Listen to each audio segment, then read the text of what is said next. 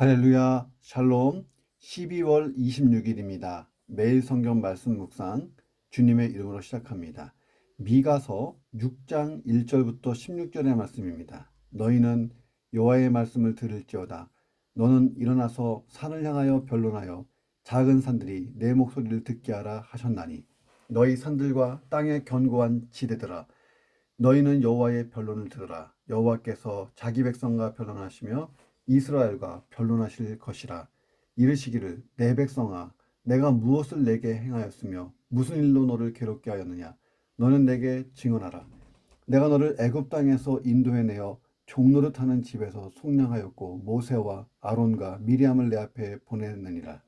내 백성아 너는 모압 왕 발락이 꾀한 것과 부올의 아들 발람이 그에게 대답한 것을 기억하며 시딤에서부터 길갈까지의 일을 기억하라. 그리하면 나 여호와가 공의롭게 행한 일을 알리라 하실 것이니라. 내가 무엇을 가지고 여호와 앞에 나아가며 높으신 하나님께 경배할까? 내가 번제로 1년 된 송아지를 가지고 그 앞에 나아갈까? 여호와께서 천천의 순양과 만만의 강물 같은 기름을 기뻐하실까? 내 허물을 위하여 내 마다들을 내 영혼의 죄로 말미암아 내 몸에 열매를 드릴까? 사람아 주께서 선한 것이 무엇임을 내게 보이셨나니 여호와께서 내게 구하시는 것은 오직 정의를 행하며 인자를 사랑하며 겸손하게 내 하나님과 함께 행하는 것이 아니냐. 여호와께서 성읍을 향하여 외쳐 부르시나니 지혜는 주의 이름을 경외함이니라. 너희는 매가 예비되었나니 그것을 정하신 이가 누구인지 들을지니라. 악인의 집에 아직도 불의한 재물이 있느냐? 축소시킨 가증한 에바가 있느냐? 내가 만일 부정한 저울을 썼거나 주머니에 거짓 저울줄을 두었으면 깨끗하겠느냐? 그 부자들은 강포가 가득하였고 그 주민들은 거짓을 말하니 그 혀가 입에서 거짓되도다. 그러므로 나도 너를 쳐서 병들게 하였으며 내 죄로 말미암아 너를 황폐하게 하였나니 내가 먹어도 배부르지 못하고 항상 속이 빌 것이며 내가 감추어도 보존되지 못하겠고 보존된 것은 내가 칼에 붙일 것이며 내가 씨를 뿌려도 추수하지 못할 것이며 감람 열매를 밟아도 기름을 내 몸에 바르지 못할 것이며 포도를 밟아도 술을 마시지 못하리라. 너희가 오므리의 율례와 아합 집의 모든 예법을 지키고 그들의 전통을 따르니 내가 너희를 황폐하게 하며 그의 주민을 사람의 조속거리로 만들리라. 너희가 내 백성의 수욕을 담당하리라. 아멘. 자, 미가서는 7장으로 되어 있습니다. 1장, 2장, 3, 4, 5장, 6, 7장 이렇게 세 단락으로 구분돼요. 각 단락이 시작할 때 들으라 이렇게 시작됩니다. 오늘 본문은 세 번째 단락의 시작 부분인데 여기서도 들으라 이렇게 시작합니다. 하나님이 타락한 이스라엘을 재판정으로 부르시는 거예요. 자, 그리고 피고가 누구예요? 피고는 이스라엘 백성들이고 하나님이 이제 재판장이고 참관인이 있어요. 자연 만물을 참관인으로 부릅니다. 선민 이스라엘의 타락이 얼마나 부당한 것인지를 명명백백하게 밝히는 재판정 같은 분위기입니다. 미가는 상황이 그러하니까 너희 이스라엘 민족아 살기 위해서는 정의와 인자를 행하라고 촉구하는 거예요. 자, 이어서 선민 사회의 타락과 악행을 지적하고 그에 상응하는 심판이 집행될 거라고 경고를 하고 있습니다. 자, 이 본문 말씀 묵상합니다. 자, 첫 번째, 자연 만물도 하나님께 순종한다면 우리는 얼마나 더 순종해야 할까를 생각해 봅니다. 자, 하나님이 이스라엘을 향해서 상호 변론하자 하십니다. 자, 그리고 너는 일어나서 산을 향하여 변론하여 작은 산들이 내 목소리를 듣게 하라. 자, 듣는 사람이 누굽니까? 자연 만물이 듣는 거고 변론하는 사람은 누구예요? 이스라엘 백성들이고 자, 변론자는 하나님과 이스라엘입니다. 자, 그리고 자연 만물을 향해서 하나님이 말씀하시는 거예요. 너희 산들과 땅의 견고한 지대들아 너희는 여호와의 변론도 들어보라. 여호와께서 자기 백성과 변론하시며 이스라엘과 변론할 것이다. 그러니까 땅과 산들이 하나님의 말씀과 이스라엘의 이야기를 같이 들어보는 거예요. 자, 하나님과 이스라엘 사이에 변론이 있는데 증인이 산과 땅입니다. 재밌잖아요. 산과 땅은 무생물입니다. 이성도 귀도 없는 무생물. 자, 들을 귀도 없고 이성도 없는데 무생물이 어떻게 증인이 될 수 있는가? 하나님이 자연을 변론의 증인으로 호출하신 이유가 뭘까요? 땅하고 산을 부른 이유가 자, 하나님이 창조하신 것들 중에 자연 만물, 오늘 본문에 보면 땅과 산은 하나님의 명령과 뜻을 따라서 순종해요. 하나님이 부여하신 법칙, 자연의 법칙, 과학의 법칙, 창조의 법칙, 이런 원리를 거스르지 않고 순종합니다. 그러니까 하나님이 처음 창조하실 때 세팅한 대로 그들은 그대로 순종해서 자기들의 역할을 하는 거예요. 절대 순종. 자, 그런데 선민 이스라엘의 가치가 얼마큼인가? 산과 땅보다도 낮은가? 아니죠. 산과 땅보다 높아요. 한 사람의 영혼은 천하보다 더 소중하다고 말씀하신 분이 하나님이십니다. 자, 그러니까 이스라엘은 선민이잖아요. 하나님이 택하신 민족이고 하나님의 말씀인 율법을 직접 받은 사람들이에요. 그러니 이 이스라엘의 그 존귀함은 세상 만물보다 그 위입니다. 자, 그런데 세상 만물은 하나님 말씀에 잘 순종해서 그대로 움직인다는 거예요. 그러면 이스라엘은 더더욱 하나님 말씀에 순종하고 그 말씀대로 살아야 맞죠. 자, 그런데 이스라엘 보세요. 불순종으로 일관하고 있고 천인 공노할 일을 저지르고 있습니다. 자, 산과 땅이 말을 할 수 있다면 이스라엘이 불순종하는 모습을 보고 뭐라고 말할까? 속된 말로요. 헐이라고 말할 것입니다. 헐. 어떻게 저렇게 하지? 예. 이스라엘의 이 불순종은 뿌리가 아주 깊습니다. 애굽에서 속량된 이후로 줄기차게 불순종해 왔어요. 이성이 있으나 이성이 없는 짐승처럼 행하고 귀 없는 자처럼 행동합니다. 그 이스라엘의 분열 왕국 말기에 보면 아예 귀를 닫아버려요. 하나님의 명령을 거스른 일이 없는 자연. 하나님의 법, 하나님 말씀을 밥 먹듯이 거스른 이스라엘. 얼마나 이 둘이 대조적이냐는 거예요. 자, 그러면 나는 어떤가를 생각해 보세요. 내가 말씀대로 살지 않을 때 지나가다가 만나는 나무나 풀이나 꽃들이 심지어 돌멩이들이 나한테 뭐라 그럴까요? 헐이라고 하지 않겠습니까? 자연 만물에 부끄럽지 않은 순종의 삶. 최소한 말씀을 따라 사는 삶이 되어야 하지 않겠어요? 자, 우리가 누군가? 우리는요, 이스라엘 선민 공동체 이상이에요. 하나님의 자녀입니다. 최고의 영광과 권세를 우리가 가지고 있어요. 예, 영접하는 자, 곧 그 이름을 믿는 자에게 하나님의 자녀의 권세가 있다고 했잖아요. 노블리스 오블리제. 오늘도 하나님의 자녀답게 말씀에 잘 순종하고 더 순종하는 그런 삶을 살아보시기를 주님의 이름으로 축원합니다. 두 번째, 하나님의 은혜를 되새김질하면 계속 반복해서 되새기면 범죄는 예방된다는 거예요. 3절에 보니까 내 백성아 내가 무엇을 너에게 행하였으며 무슨 일로 너를 괴롭게 했느냐. 참으로 안타까운 하나님의 탄식 소리예요. 아무 근거도 없는데 하나님과 맺은 언약을 배반한다. 하나님이 배반하는 이스라엘을 보면서 괴로움의 탄식, 책망을 내뱉고 뱉어내고 계십니다. 하나님이 이스라엘이 언약을 배반할 어떤 일을 하셨냐, 어떤 말씀을 하셨다면 그래서 수긍이 돼요. 자, 그런데 하나님은 이스라엘에게 어떤 나쁜 일을 하신 적이 없잖아요. 그런 일이 있다면 반론을 제기해봐라. 야, 이스라엘 백성들아, 내가 너희들에게 무슨 일을 했냐? 무슨 말을 했길래 너희가 이렇게 변질됐냐? 내가 잘못한 거 있으면 말 좀 해보라고 얘기해요. 그런데 이스라엘이 입이 수천 개라도 할 말이 없죠. 자, 이런 하나님의 괴로우심에 동감할 수 있겠는가? 여러분, 부모가 가장 그 고통스러운 순간이 언제일까요? 답답한 순간. 자녀에게 존재를 부정당할 때가 아니겠어요? 하나님이 친히 택하신 백성에게 존재를 부정당하신다. 하나님 마음이 얼마나 아프셨을까? 우리는 이런 하나님의 탄식 속에서 하나님의 그 애절하고 뜨거운 사랑, 한결같은 구성애적 은혜를 볼 수 있어야 된다는 거예요. 나를 위한 탄식, 우리 교회를 위한 탄식, 이 땅을 향한 탄식. 그건 성령님의 탄식 소리를 들어보세요. 자, 내가 하나님의 탄식 소리를 듣고 동감할 수 있고 그 탄식에 맞추어서 나도 탄식할 수 있다면 나는 미가와 같은 선지자, 우리 시대의 선지자인 줄로 믿습니다.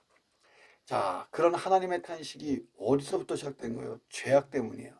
말씀대로 행하지 않는 이스라엘로 인해서 마음이 찢어지는 거예요. 자, 그러면 이 죄악을 예방해야 되는데 어떤 처방전이 있을까요? 죄악을 예방하는 방법은요, 하나님의 은혜를 기억하고 되새김질하는 거예요.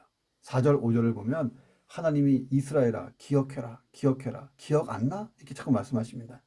과거의 은혜를 기억하고 또 기억해 보라는 거예요. 그러면 알 거다. 뭘 알아요?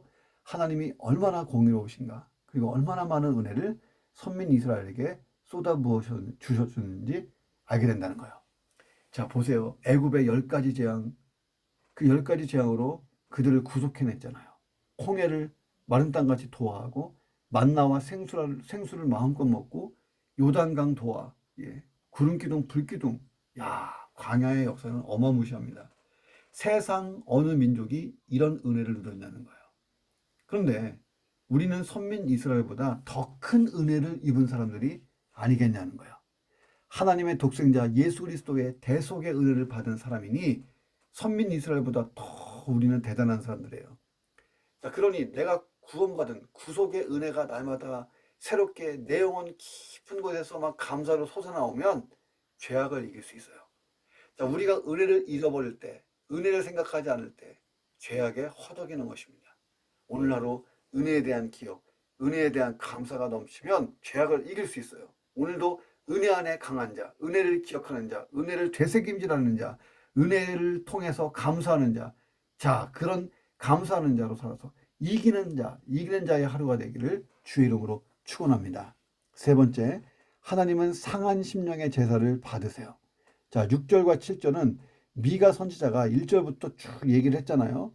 자, 하나님의 책망에 대해서 이스라엘 백성들이 반응한 내용이에요. 우리 이 본문을 좀 잘 알아야 됩니다. 찬양도 있죠. 내가 무엇을 가지고 여호와께 나아가며, 이런 찬양 있죠. 내가 무엇을 가지고 여호와 앞에 나아가며 높으신 하나님께 경배할까. 자, 이건 미가 가는 얘기가 아니고 이스라엘 백성들이 하는 얘기예요. 내가 번제물로 1년 된 송아지를 가지고 그 앞에 나갈까. 여호와께서 천천의 순양과 만만의 강물 같은 기름을 기뻐하실까. 내가 죄가 많고 허물이 많으니 내 아들을 내 영혼의 죄로 말미암아 내 몸을 열매로 드릴까. 예. 자, 이스라엘은요, 죄 용서 받기 위해서 제사를 드려야 된다는 생각을 가지고 있었어요. 이 생각 자체는 나쁘지 않아요. 지극히 자연스러운 반응입니다. 하나님이 죄 지을 때마다 속죄 제사를 드려서 그 죄를 씻으라고 이미 율법에서 만들어 놓으셨잖아요. 문제는 뭐냐면 어떤 의도로 이 제사를 드리냐는 거예요. 자, 하나님이 속죄 제사를 요구하신 이유가 재물 때문일까요? 재물을 하나님이 가지고 싶어서? 자, 그건 아니지 않습니까?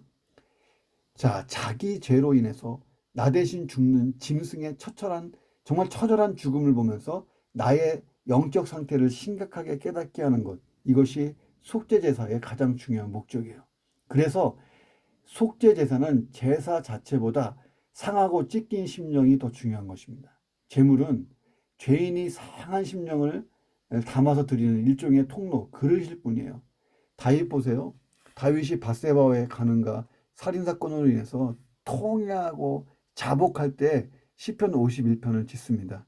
16절 17절에 보니까 주께서는 제사를 기뻐하지 아니하십니다. 제사를 기뻐하셨다면 내가 제사를 진짜 수만 번은 드렸을 것입니다. 하나님이 진짜 좋아하시고 받으시는 제사는 상한 심령입니다. 하나님, 제 마음이 상하고 통회하는 마음이 있습니다. 주님, 저를 멸시하지 말아 주십시오. 제가 좀 의역했어요. 이렇게 되는 거예요. 자, 그런데 이스라엘은 그런 상한 심령의 제사가 아니고 더 비싼 제물, 더 많은 제물로 제사하면서 용서받으려고 그랬어요. 최고의 제물을 드리고 많은 제물로 드리면 더 큰 죄가 용서받는다고 생각했어요.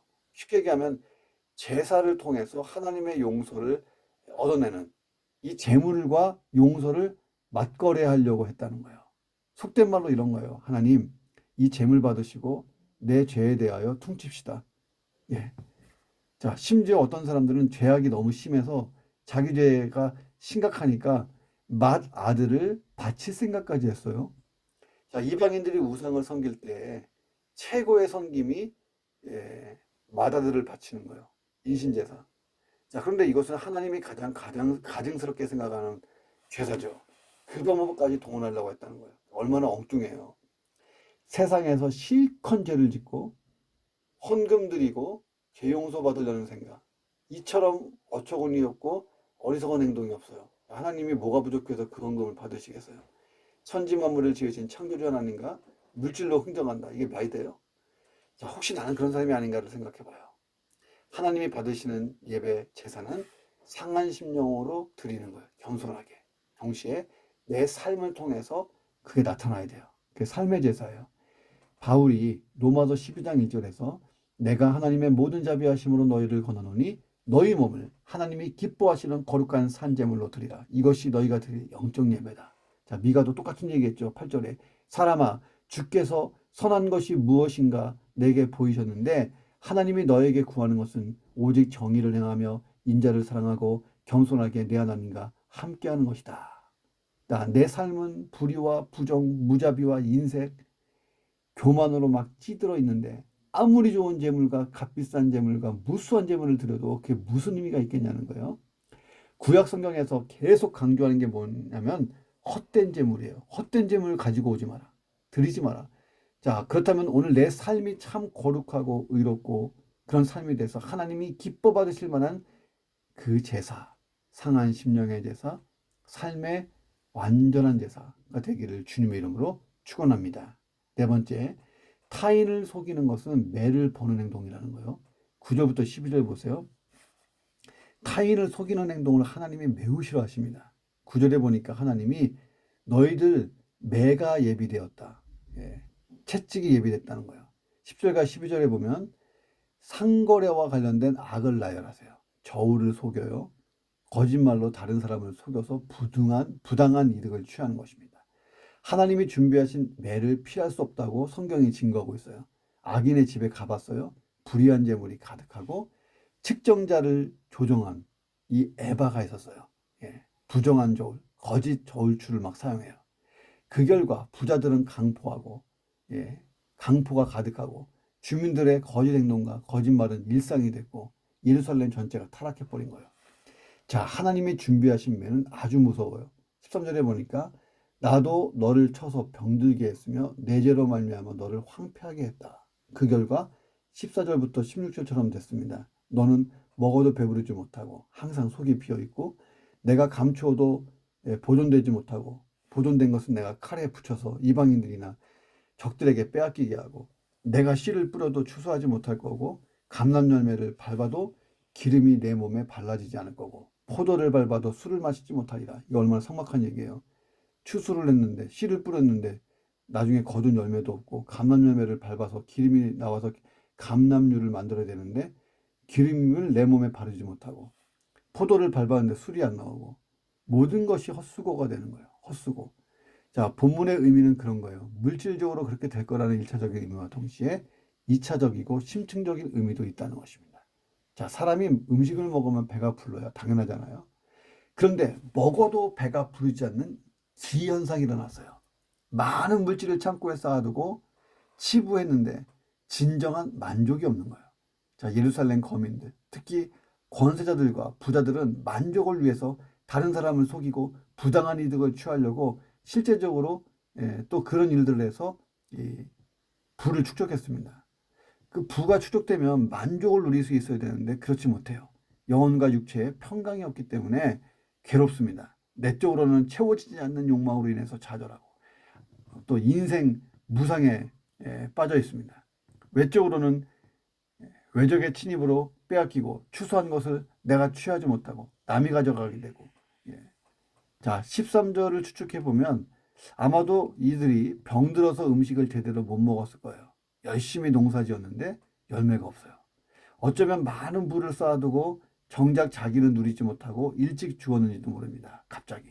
누가복음 12장에 보면 어리석은 부자가 나오잖아요.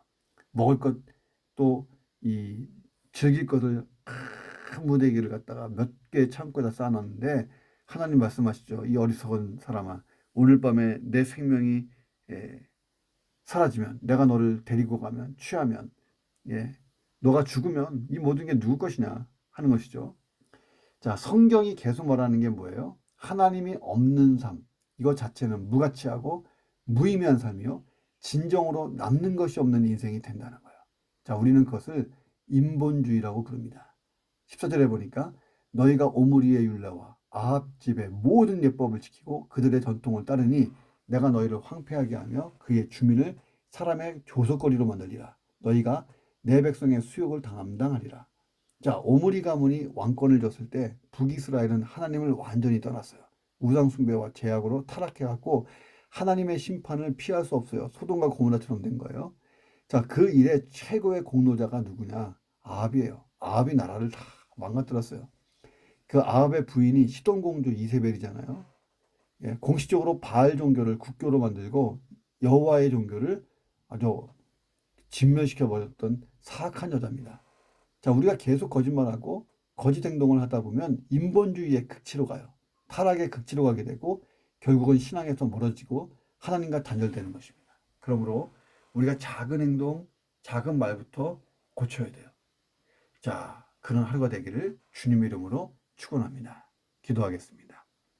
하나님, 하나님의 자녀로서 최소한 자연 만물에 부끄럽지 않는 순종에서 자연 만물도 하나님 말씀하신 대로 창조의 섭리대로 순종하는데 하나님의 자녀가 된 내가 하나님 말씀에 순종하지 않는다면 자연 만물의 부끄러운 인생이 아니겠습니까? 하나님, 말씀을 따라 사는 삶을 살면서 순종의 믿음을 가지고 진실하게 살아가게 도와 주옵소서. 내가 받은 구속의 은혜, 삶의 은혜를 기억합니다. 되새깁니다. 하나님, 그래서 죄악을 이길 수 있는 신실한 삶을 살게 하여 주옵소서. 오늘 내 삶이 거룩하고 의로운 삶이 되며 하나님이 기뻐 받으실 만한 산제사가 되게 하여 주시옵소서. 하나님, 내 안에 작은 거짓말, 작은 거짓 행동부터 철저히 경계하게 하시고 고치고 개선해서 하나님이 주시는 복과 은혜를 온전히 누릴 수 있도록 하나님과의 관계가 풍성하게 도와 주시옵소서. 존귀하신 예수님의 이름으로 간절히 기도드립니다. 아멘.